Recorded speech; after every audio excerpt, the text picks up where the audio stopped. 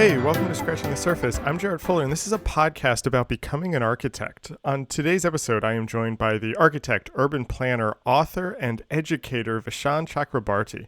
Vishaan is the founder of the Practice for Architecture and Urbanism. He's the author of the book A Country of Cities, a Manifesto for Urban America, and is an associate professor at Columbia in their architecture department. He previously worked at Shop Architects, SOM. He served under the New York Mayor Michael Bloomberg as the director of the Manhattan office of the New York Department of City Planning.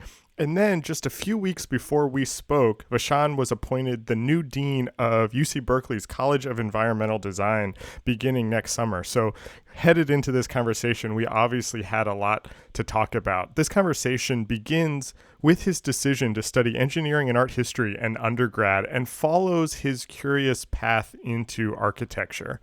We also talk about the role of architecture and building in society and culture and the politics around that. We talk about the influence of teaching on his practice and how he thinks about the relationship between the two.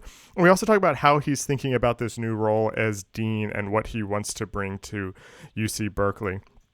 I really enjoyed this one. Vishaan embodies so much of what this podcast is about, from mixing theory and practice to teaching to multidisciplinary careers. I think that there's a lot we can learn from here. If you're a fan of the podcast and want to help support it, you can become a member for just $5 a month or $50 a year. Members get an exclusive monthly newsletter that features behind-the-scenes content, links and articles from former guests about design and writing and criticism, as well as previews of the upcoming episodes. Scratching the Surface is fully supported through these memberships, so if you like the show and want to help with its ongoing production, I hope that you consider joining. Thank you, as always, for listening. And here is me talking with Vishaan Chakrabarti.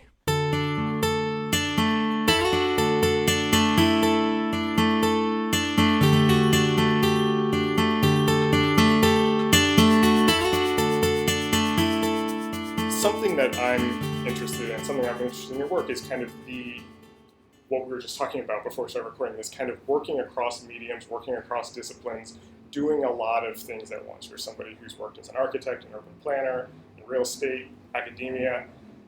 And as I was thinking about this conversation, as I was thinking about you, as I was kind of preparing for this, I saw that in undergrad you studied both art history and engineering. And so I have a sense that this kind of interested in a lot of things, doing a lot of things at once, is something that's been there for a long time.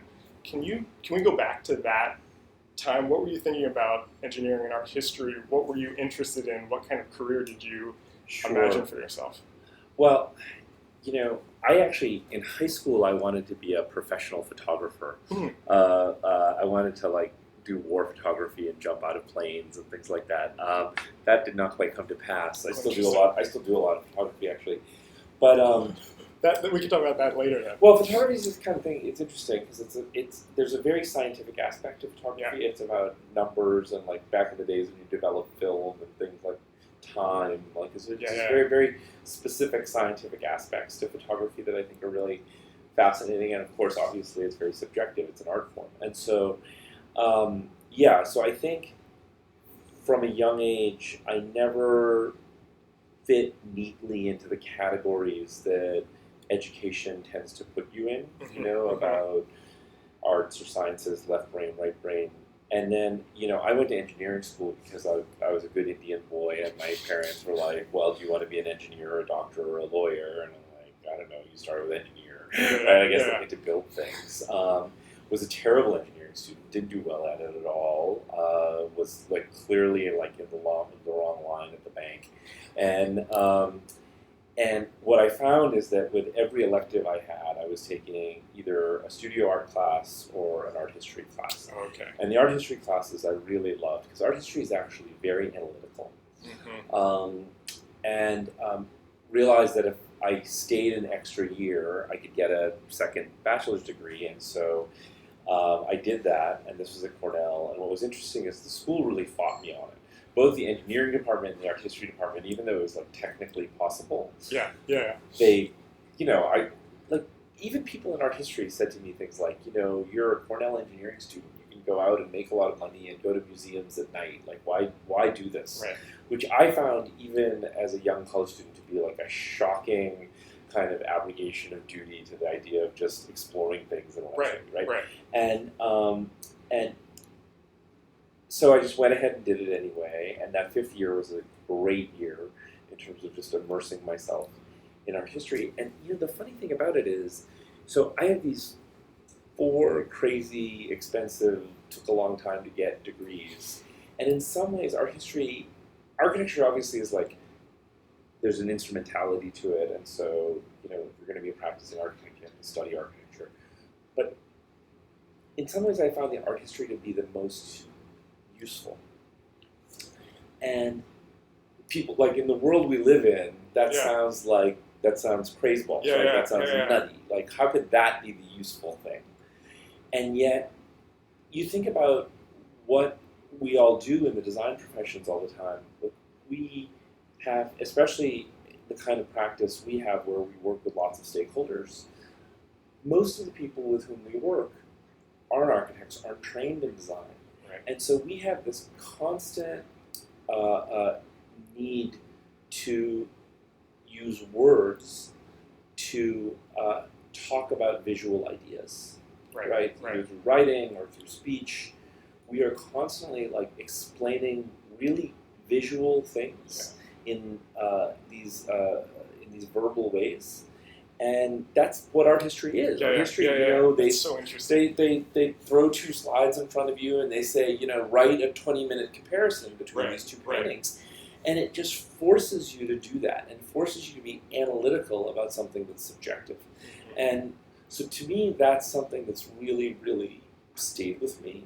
Did you have an idea of what your career could be when you were studying art history, or maybe a better way to ask the question is, when did you realize the value of that study? Was that later in? So, it's interesting, the stories we tell ourselves.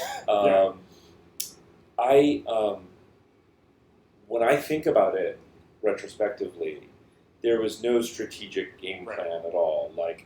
People have subsequently looked at my resume and said, oh, art history, engineering, what a perfect setup for architecture, right? There was no such strategery going on, right? Okay. But what's funny is that I go back, I used to keep pretty copious journals. And when I go back and look, I have journals from freshman, sophomore year in college where it's really clear that I want to be an architect. Part of it was that was culturally a little difficult. It was a little outside of the engineer, lawyer, doctor box. And also, I just think there's this crazy pressure on a 17, 18-year-old to know. I mean, I have a 17-year-old right now, and trying really encouraging him towards liberal arts, because it's just how one knows himself at that age is a really tough thing. And so the answer is sort of in between. I think I was thinking somehow that by doing this more multivalent thing, it would get me on the path that I wanted to go on. But it also, there was no agenda in doing that dual degree. I wasn't, I wanted to learn art history for the sake of learning art history, which, in the world we live in, I'm a little worried about it educationally today. We're forcing kids towards STEM education and all of this other stuff, and STEM is great, but the reason there's a humanities program that's very strong at a place like MIT is because the person who donated a lot of the money for the humanities program worked on the Manhattan Project and realized that without the humanities, the technologists were going to end the species. Right? So, just understanding things for the sake of understanding them is incredibly important, not because of some later end goal. You've in that answer, you set up basically all the other questions that I have for this conversation. So I want to just follow this thread for a second. So you mentioned that architecture was a little bit outside of kind of this life that you saw for yourself.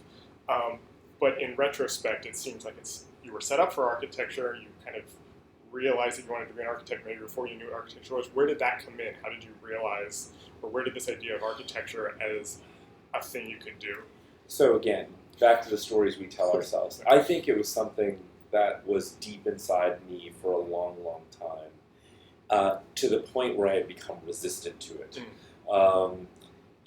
So I studied engineering art history. I worked first at the Port Authority of New York and New Jersey, then at SOM. I was working as an urban planner at SOM, so I was working with 500 architects. Then in the early 90s, the recession hits, a bunch of us escape to graduate school. I go and do a city planning degree, which is something that totally made sense to me. Made sense to that kind of more analytical side of my brain. And that by the end of the city planning degree, and again, I'm surrounding myself in architects. I'm taking all these elective courses in architecture. All my friends are architects, and but I'm still sort of resistant. And actually, one of the partners at SOM spent about an hour with me on the phone saying, you've got to go do this, because of who you are and what you want to pursue. And so I finally bit the bullet, went and visited probably like 20 schools. Berkeley was the only school I applied to. Okay. I apply to Berkeley, I get in, I showed up a week before classes started, still extraordinarily ambivalent about whether I wanted to do this. All of my cohort had been there for 2 months. The housing market out there is insane. I was sleeping at the YMCA on plastic sheets. Because I just had this thing about, was architecture relevant enough? Right? I think this goes, you were talking earlier about the sort of questions you pursued as a graphic designer.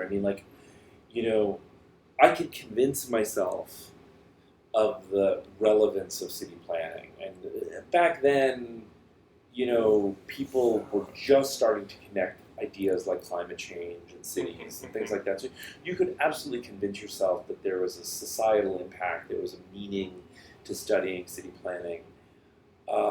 Architecture, you have to remember, we're talking about the early 90s now. The world's entering this peace dividend, which is a term no one uses anymore. But the Cold War had ended, the wall had fallen, and there was this irrational exuberance about architecture. There was this idea that it was about more is more, that you could build these extraordinary things that were not tied to budget or actually sort of any human need, that really saw architecture as kind of sculpture. And so I had a real ambivalence about that idea. Right?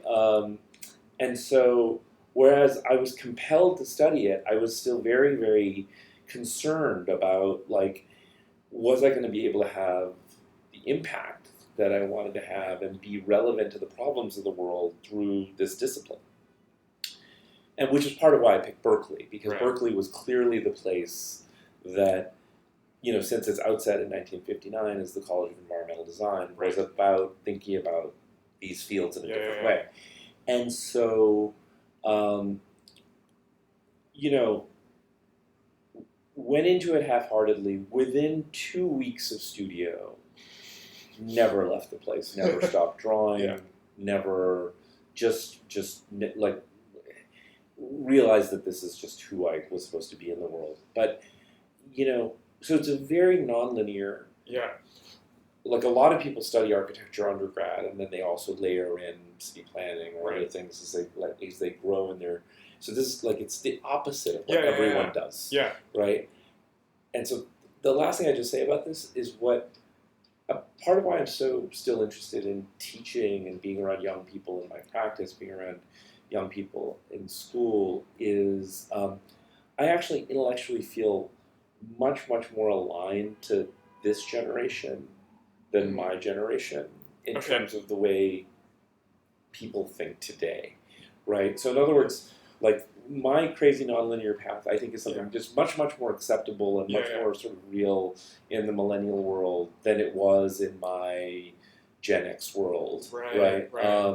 And so, I think it's why I stay in education, actually. This may or may not be related, but something I was interested in talking to you about is kind of the relationship between design and politics. And I feel like you worked in government for a while, and I feel like there's a definite political bend to your work, especially in your book. I think there's a certain kind of almost call to action for designers, whether that's architects or urban planners, to deal with these issues. And so it's interesting to hear you say that you thought architecture might not be relevant or might not be able to solve these problems, and that you kind of had to get there. How did you kind of realize that these skills you had, that being an architect, being an urban planner, could affect things on a kind of political level like that? As soon as you start designing, you realize all architecture is political. Where you place a door is a political act,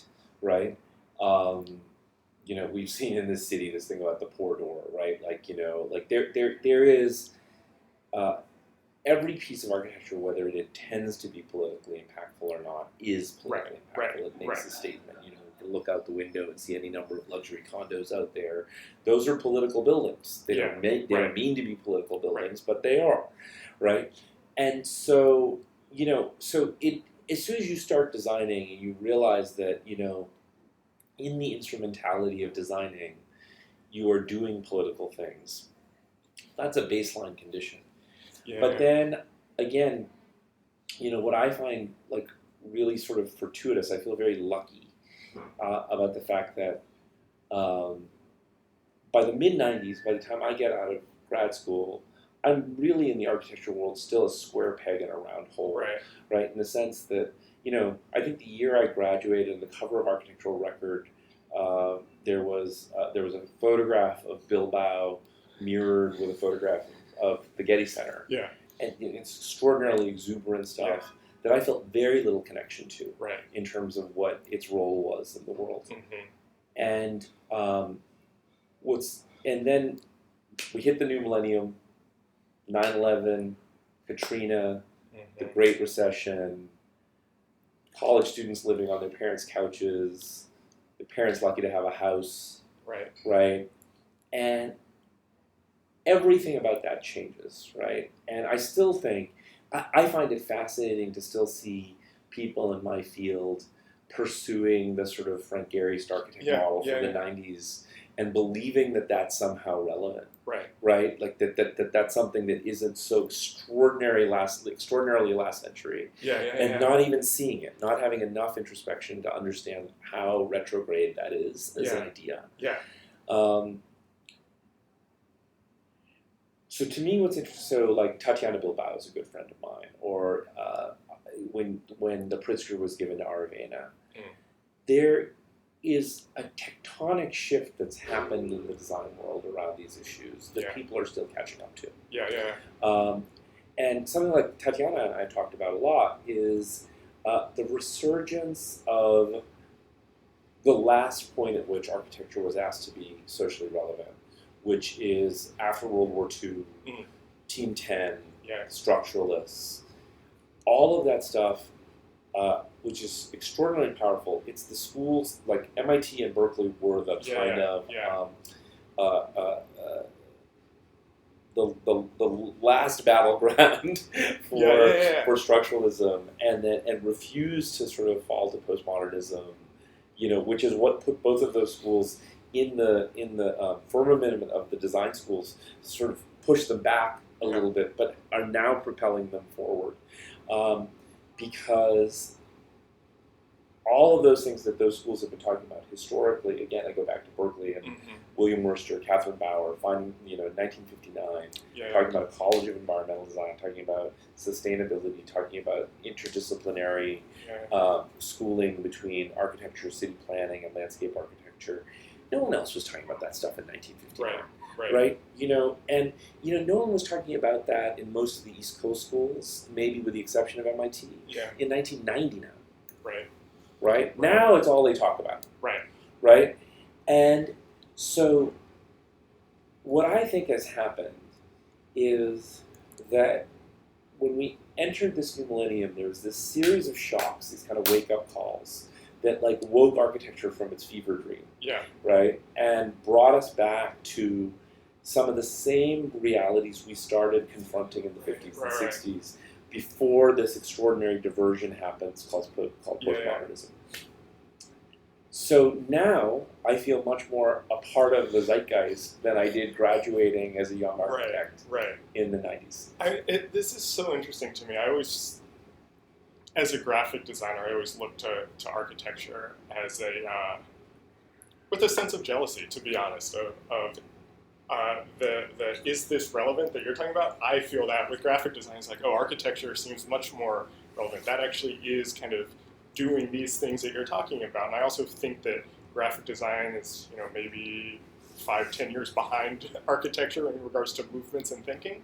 And so I think just in the last 5 years, this sense that graphic design is political is starting to kind of gain some graphic design. I mean, the 20th century is filled with like the politics of graphic design, right? Like, I feel like that kind of Starchitect model that you were talking about at the end of the 90s is we're ending that in graphic design now. That there are these kind of celebrity designers and they have a style. And when I look at my design students, some of them still kind of look at that model. It's like, oh, I gotta have a style. I have to kind of be this auteur in some way.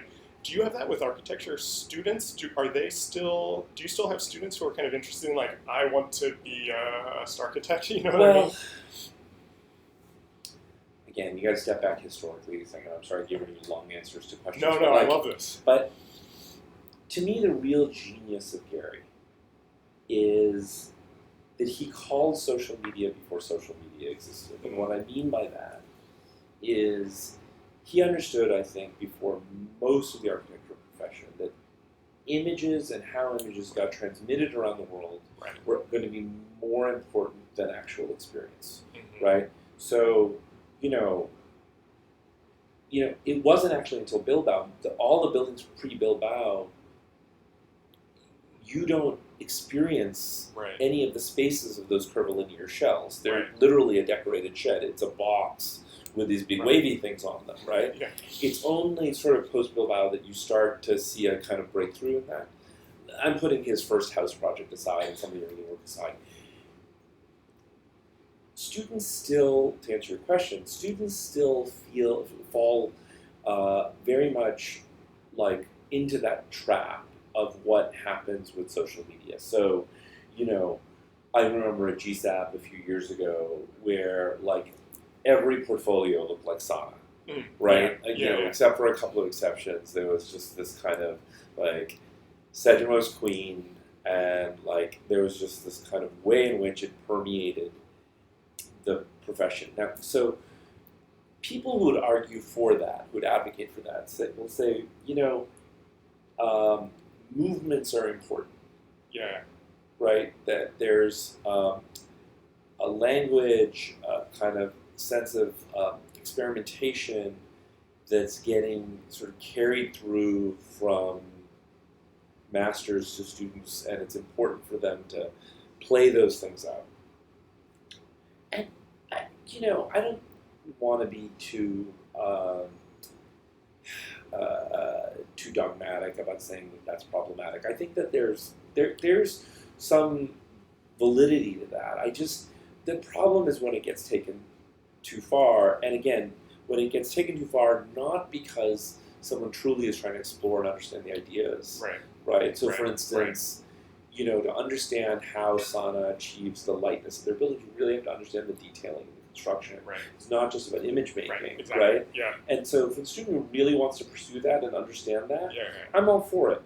My larger problem, though, becomes when it's just literally what postmodernism is, which is just the image making. And so, and that has to do with students thinking that is some sort of glide path to success. And of course, there are plenty of people in the industry that will feed off of that. There are well-known people in the industry that will pay people very little to basically work in a rendering farm. Right? And who, if they work in that office for 2 or 3 years, will have learned nothing about how a building is put together. Right? Will really have learned nothing about the craft of architecture. What they will have learned is, how to do a better job in V-Ray and Entourage. And like that, No, I know what you mean. So that's really the problem with that line of thought, and it's hard to get some students, not all, but some students out of that mentality. Yeah, I want to use that to kind of go back to the beginning of this conversation, talking about kind of working across different mediums and different industries. Someone like yourself who's kind of straddling practice and academia at the same time. I want to understand how these kind of different activities that you do fit together, both here in the studio as a teacher, and then we can talk about your new job also as a writer and as a kind of public person who's talking about these ideas. How does all of this talk to each other, or how do they influence each other? It goes back to your first question about those origins of like the artistry engineering thing. What I don't. People are, I think, confused by this often. Like, so for instance, we'll get, are you an architecture firm or an urban planning firm? And to which I say, yes, right? Because I don't understand the distinction, really, in terms of who we are and what we do, right? Which is not, urban planning is a separate, allied discipline to architecture, right? As is landscape architecture. They each have their own disciplinary centers, and they are allied to one another, right? And so, it is important to just say, it's not just one big blurry mass. Like I'm not trained in landscape architecture. I can't do landscape architecture. I don't pretend to, right? So I'm not saying it's just some pea soup out there.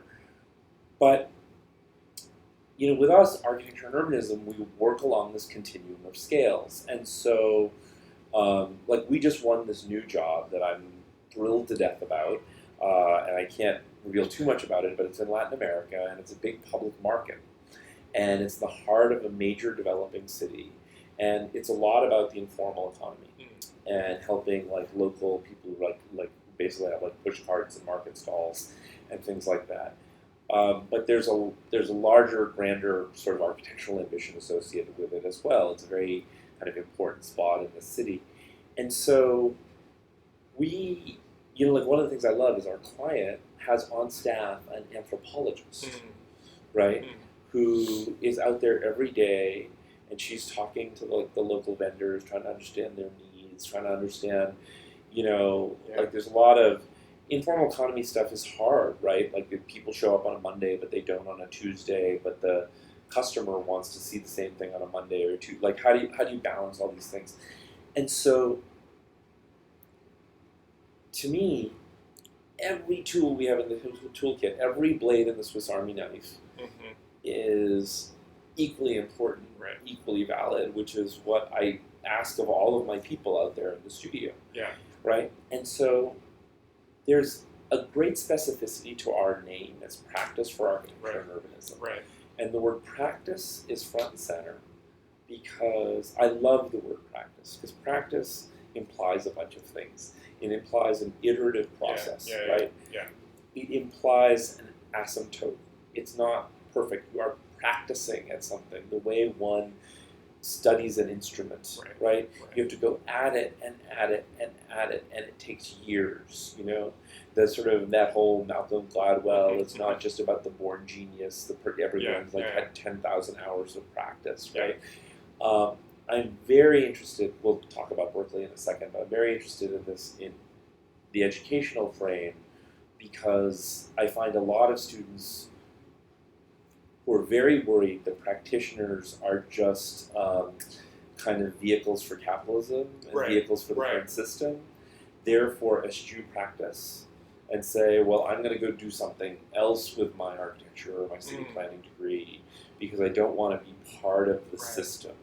And I understand the criticism, but what we're trying to do here, for instance, is something that tries to thread that needle, that says, and sure, we're part of a capitalist system. I think it's really hard to work in the United States and not be, but we're also trying to push against that system, question that system, change some direct dynamics within that system, and also very clearly, what's on our website, just not do a bunch of things that we don't think one should do, whether we're in the capitalist system or not. So, to me, it is about that continuum of scales. So, if we're working on the Domino project and we're thinking about the sugar refinery, we are thinking about every single door, the whole porosity to the city around it. If we're thinking about the Sunnyside Yard master plan at 185 acres, we're thinking about all the architectural implications of what does it mean to build on a rail platform. That's a physical thing. It has a physicality that's incredibly important. You can't just draw little pastel boxes from 30,000 feet in the air and imagine that somehow that's going to make sense with what's happening in section in terms of that rail yard. All of that takes practice. It takes, and this, my big sort of challenge to this generation that I do feel this kinship with is how can you deal with your own impatience? Right? I get, again, I just feel like this extraordinary empathy with, feeling like this generation kind of made its way out of university, and what did they see? They saw a shit show. They saw the generations before them completely fuck up the world in just about every way you can think about. I mean, from from climate change to social inequity to the way in which we deal with technology to Trump to Brexit, and so you look around at all of that and you say everything has to change, and it needs to change tomorrow. This is, and if you think the millennial, I mean, I have 2 Gen Z kids. That's you guys are old for them, right? And that, I think, that mentality of we're hugely impatient, we've got a fire in our belly, we want to change everything tomorrow, which I really respect, right, at one level. How does that reconcile itself with the idea of practice? Which is, especially architecture. I mean, architecture, most of the most well-known architects are still doing some of their most important work in their 80s. Right? I mean, I'm in my mid-50s. I'm still truly understanding how to put a building together. It takes decades. So how does that impatience, work with this idea of practice? And I don't have an easy answer to that question. But part of my interest about Berkeley and deanship is how do you take all of these students who just, I know the social passion of that school and what people want to achieve. And there's also, we always talk about both at POW and at CED, and I think this is where there's this real kismet between the practice and the College of Environmental Design, is this idea of these twin pillars of design excellence and social impact. The hard part is the way time is a bridge between those two things. Because we want the social impact now. And design excellence takes time. And that to me, and in fact, you can say you're jealous as a graphic designer, but in some ways I can throw that back at you because, the speed of design. I know exactly where you're going. What I find just incredibly hard, I mean, architecture, I have architecture students who've gone into designing apps, who do go into things like they study graphic design as well. They do these things where the fruits of your labor, are matters of months, sometimes matters of minutes, versus matters of years and decades. And this to me is the fundamental challenge that our discipline faces right now. So let's talk about the new job. So just in the last month or so, it was announced that you're going to, starting next year, next July, yes. Next July, the Dean of the Environmental Design, College of Environmental Design at UC Berkeley. Yes. So I have a couple questions around that are directly related to what you're just talking about. The first one is going to be a very base question that you've probably had to answer a lot, but can you talk about what it means to be a dean in that department? How do you kind of see your job? What are your goals going into the new position? It's interesting because this was not something that, at least at the beginning, I was actively pursuing. POW is going well. I've been teaching at Columbia for 10 years. I have a lot of respect and a long-standing relationship with Columbia. I'm a lifelong New Yorker in a certain way. Yeah. So this was really out of left field in a certain way. But it made sense, not just to me, but to my family and to my team here at POW in a few different fundamental ways. The College of Environmental Design, again, its roots are in things that directly mirror what our practice is about. And to me, the most successful examples of practitioner deans is when there's this kind of reciprocity between what the school represents. So when Bernard was the dean of GSAP, the paperless studio, all of the things that Bernard was trying to do out in the world, there's this reciprocal nature. And so it made sense to everyone, right? Like it completely made sense. Very different example, Bob Stern at Yale, right? But still, there was this reciprocity, and I would argue that is equally true for Deborah Burke and Yale.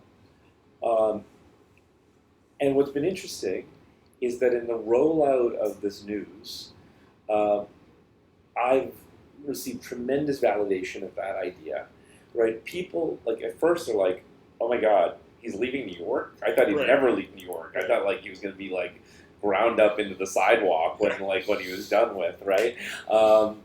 And who knows? I could come back here and like end up saying that this is really the place that I spend my golden years. But like, but you know, to me, it just made so much sense, and the validation was really, yeah, of course, like everything this guy's been, talking about for years is also what this place, Berkeley, has been. And by the way, that's not an accident. I'm an alum. Like this, a lot of the writing that's on our website, a lot of the writing that's in my book, directly flows from ideas that came from my schooling there. So it's not, this is not so unusual.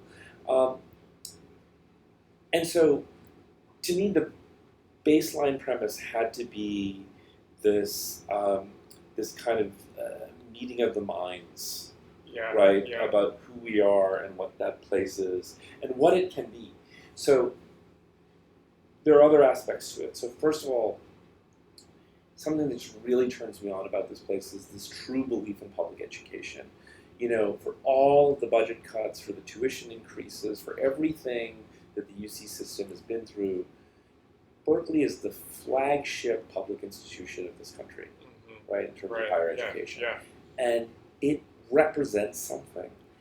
And to me, what really shifted me from sort of, it's like when I went there as a student, this kind of happy ambivalence to this unhappy desire was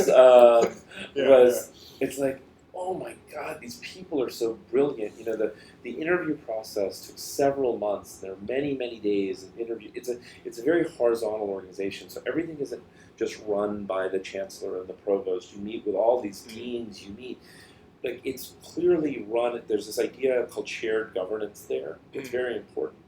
So the running of the place is shared, and you're sharing it with these giants in terms of their intellectual capacity, and students who really, like, the College of Environmental Design, even for Berkeley, has the highest number of Pell Grant recipients, first-generation college students, has extraordinary diversity metrics.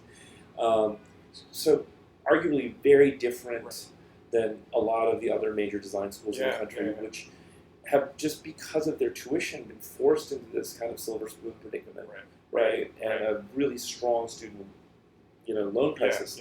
Berkeley has some of that as well, because it's nowhere near as cheap as it used to be, what's happened in Cooper Union, but it's still markedly cheaper than the other schools, and has this gestalt about public education and public mission. And so people, California, like, at one point, at one level, it has these extraordinary things going on in terms of technology and entrepreneurialism.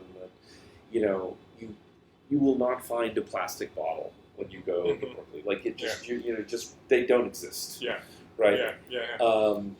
But at another level, oh my God, what a mess! The fires, the water situation, the population situation, the fact that they can't pass SB 50, which is about building housing around mass transit. I mean, there are extraordinary challenges to take on. Yeah. And that's true up and down, I think, not just Berkeley, but the Pacific Rim. I mean, really, there's, and so that, from an enlightened self-interest standpoint, when we sat around in this office, in this room, actually, with my senior people, and we're all like, this is what we should be taking on. This is part of what we want to do. And so we'll have the two offices, and we'll figure out how to communicate with each other. And but I think being more than just a New York practice makes sense for who we are. Can you talk more about that? I think this idea about reciprocity of being kind of dean practitioner is really interesting, and I think you're exactly right. I think so much of your work, it totally makes sense that you would take this. How do you see it changing the studio? Like how the studio operates, aside from just being bi-coastal now? Will it change how you think about the work, the type of work you take on? Great question. So, I did talk to a number of the current practitioner deans who are out there right now, most of whom are my friends, and they all echoed the same sentiment, which is that being the dean of a major, sort of top 5 design institution makes you a better architect. That you're constantly exposed to new ideas, you're going to lectures all the time, you're around students who are thinking of all sorts of interesting new things, that is naturally going to infuse itself back into the practice. Already I have a long history of hiring students from Columbia. I'm sure I'll end up hiring people from Berkeley as well, so I think that's another way it'll influence it. But I think there's another thing that, it's more than just the bi-coastal thing. I was just mentioning that job in Latin America. I love New York, but I think New York is at a moment where it needs an infusion of ideas from other places and other cultures. I don't know if anyone noticed, but there was a major blackout. Right. In one of the, we look at these things and it's like, how can these things be happening? How can we have this level of infrastructure failures in a city like New York, right? Why is there no composting of any scale in New York City? Why is the street littered with internal combustion engines? Like, what's going on? Like, that status quo, which is shifting everywhere around the world, and in all sorts of, in London and Berkeley and all these places, but also in I've seen more advanced environmental policy happen in poor cities in India than I've seen happen in New York City at this point. And so I just think that in our commitment to New York, I think part of what will happen here is a lot of ideas from other places are going to infuse itself into this practice and the work we do here in New York, as well as what we do in other places around the world. And that's why I think it's important to not just be sort of parochial local practice. I don't think we're going to solve the problems the city has with that. This is a question that I always ask people who are designers, architects, who then are working in academia, who are prolific writers. Do you think that design background, and maybe this connects back to the art history, do you think that influences in some way how you think about your role as a teacher or even like an administrator or as a writer, that kind of design background, someone who's kind of come up in that system, who's now talking to people outside of it? Does that have an influence, do you think? Well, I wish it had more of an influence. It's interesting. I think about my design process and my writing process, and they're very similar. Okay. And a lot of the work that's in this office right now, we got. It started less from me doing like one flashy concept sketch, which was like, the number of offices where the principal goes back and does the concept sketch in CDs and like traces over the drawings and it's a joke, right? Right. But what I have done on several occasions for the office is like write an essay about what I think the project's about. And, those couple of pages, what's nice about it is it's a construction, right? And it gives the team both direction and latitude. Mm-hmm. It says, okay, we think this project's about something. So our thing in our village in Mongolia, right? That started with this idea that Mongolian culture has this, as we were told by our clients, this very deep nomadic spirit to it. And so there was this idea that, well, shouldn't we infuse this new place with the sense of the nomad, of the urban planner? And that was enough to set an entire design team on a path. I think designers need to do a much better job at communicating. See, again, you go on our website, the English couldn't be more plain. It's really plain spoken. And, there's so many architecture websites, and you go on it, and they're purposefully obfuscating, right? The graphic design, the language. And it's all about messaging that, we're in this mysterious club, and you're it's about the shamanism. I know exactly what you're talking about. And again, I think that was a very 90s idea. I think it was a very late 20th century idea. Because what's happening, in part because of social media, is communities are saying, you know what? We want our new buildings, growth in our communities, to be accountable to us. Right? And so we need designers, professionals, to actually be able to speak to us in terms that, in real terms of engagement. Right? And so that stuff about being obfuscating just so that, you can impress your peers, that's not going to go anywhere with people. People are too smart. They're too well informed. And so this is why, so for instance, we're not doing work in these places where, when we say we don't work in non-democratic environments, it's not to sound holier than thou about our political system. God knows our political system has problems. It's because there's this sense of accountability. It's not like some mayor of a city that can unilaterally say, build me an icon, and there's no one else to engage in that dialogue. So you just, make some balsa wood haiku, and the thing gets built the next day. It's just not, I think, what the world demands of designers now. And so I think designers have to engage language in a much more direct way than they have historically. Yeah, I love that. And that actually leads in really nicely to my last question, which is, I apologize, is a big question potentially. I'm curious, what are the books or the authors who are kind of doing that type of writing that you're talking about, who have influenced both your practice, maybe people who you're reading or thinking about headed into the new job? Who are the writers that have really influenced you? Wow, that's a big question. I told you I was saving the big one for last.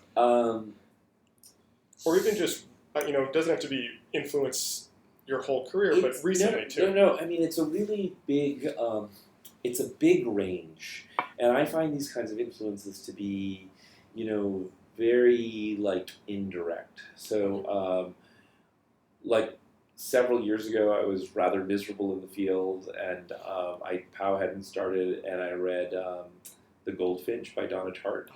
And it's sitting next to my bed. I haven't started it. Oh, you haven't? Oh, gosh. It's an incredible book. Okay. And they're constantly threatening to make it into a movie. I think they are. I keep hearing that, and I'm a little worried about that. It's the same reason. My favorite novel is 100 Years of Solitude, and it's really interesting that they've never been able to make that book into a movie. Because it's impossible. Right. It's absolutely impossible. Donna Tartt, that writing, that piece, it's about, obviously, this painting. I won't tell you too much since you haven't read the book. But really fired up my art history passions again and kind of made me think about why I went into all of this in the first place. And it was really instrumental in forming POW. Oh, interesting.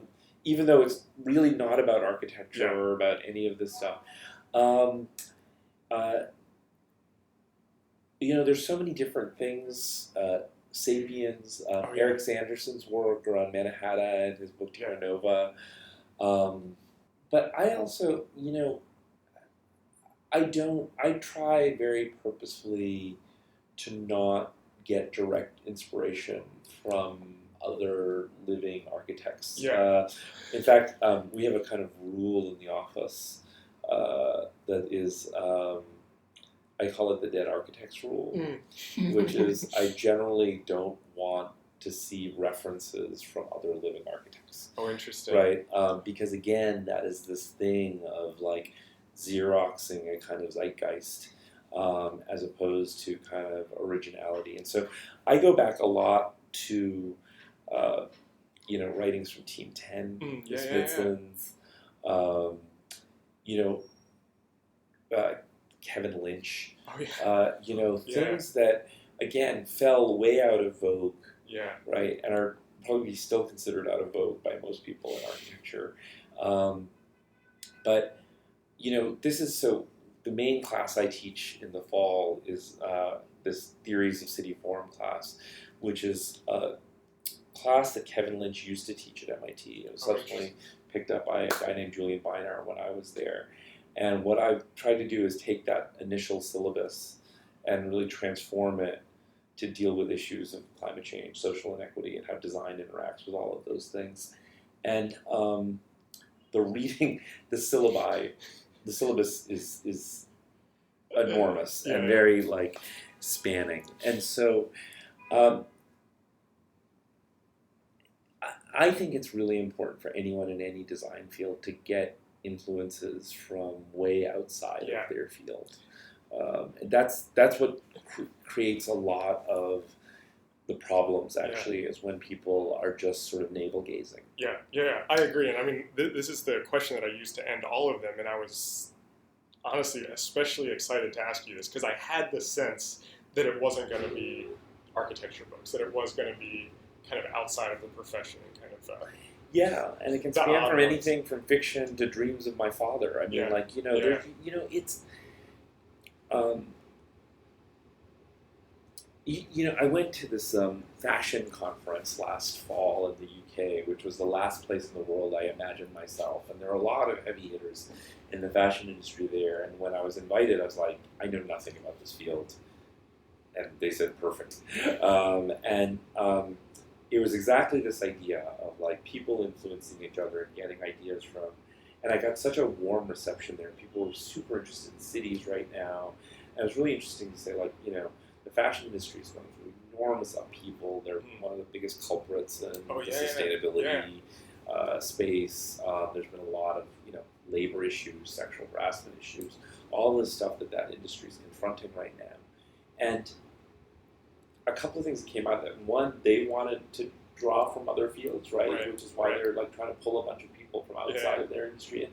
But also for me, I saw this clear reciprocity of people who are now really well-known fashion designers and stuff who had these outside influences, went and couldn't. They always had some sort of thumb placed on them in traditional practice, and therefore went off and did their own thing with these external influences, and now have become enormous success stories. And so that to me is very inspiring. And so I think you can get inspiration from a lot of places. I think that's a great way to end this, because it kind of brings us back full circle to you studying engineering and art history just because you kind of wanted to. This was such a fun conversation. Sure. I could talk to you for another hour about this stuff. Thank you so much for being on the podcast. Sure, I really enjoyed pleasure. Enjoyed it. This episode was recorded on July 15th, 2019 in New York City. Our theme music is by Andy Borgasani. We're on Twitter and Instagram at Surface Podcast. You can find us wherever you get your podcasts and at scratchingthesurface.fm. Thanks for listening.